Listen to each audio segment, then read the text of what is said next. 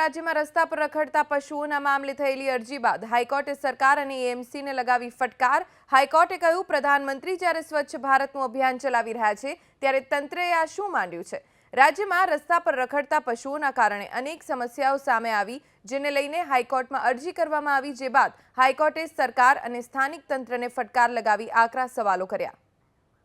વધુ जानकारी મેળવીએ અમારા સંવાદદાતા તેજસ મહેતા પાસેથી। તેજસ, આજે હાઈકોર્ટે શહેરમાં રખડતા ઢોરોને લઈને સ્થાનિક તંત્ર અને સરકારને ફટકાર લગાવી છે। શું કહેવામાં આવ્યું હાઈકોર્ટ દ્વારા? ગુજરાત હાઈકોર્ટ સમક્ષ જે અરજી કરવામાં આવી છે, ખાસ કરીને રજૂઆત એ કરવામાં આવી છે કે જે રીતે રસ્તા ઉપર રખડતા ઢોરના કારણે ટ્રાફિકની સમસ્યા સર્જાય છે, સાથે જ જાહેર આરોગ્યમાં જે રીતે જોખમ ઊભું થાય છે અને રખડતા ઢોરના કારણે અન્ય જે પરેશાનીઓ ઊભી થાય છે તેને લઈને તંત્ર સાવ ઉદાસીન વલણ દાખવી રહ્યું છે।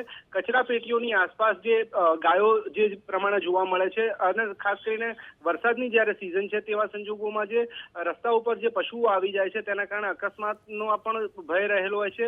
આ બાબતે ગુજરાત હાઈકોર્ટે કડક વલણ દાખ્યું છે। સ્વચ્છતાની જે વાત આવે છે તેમાં પ્રધાનમંત્રીએ જે રીતે સ્વચ્છ ભારત અભિયાન શરૂ કર્યું છે તેવા સંજોગોમાં ગુજરાતના જે પ્રશાસનના અધિકારીઓ છે તે આ બાબતે શા માટે કોઈ ઠોસ પગલાં નથી લેતા તેવો હાઈકોર્ટે સવાલ ઉઠાવ્યો છે। જે સ્થાનિક પ્રશાસનના ઉચ્ચ અધિકારી છે, 2:30 વાગે તેમને કોર્ટની અંદર રૂબરૂ હાજર રહીને આ તમામ બાબતોએ ખુલાસો કરવા માટે કોર્ટે નિર્દેશ જારી કર્યો છે।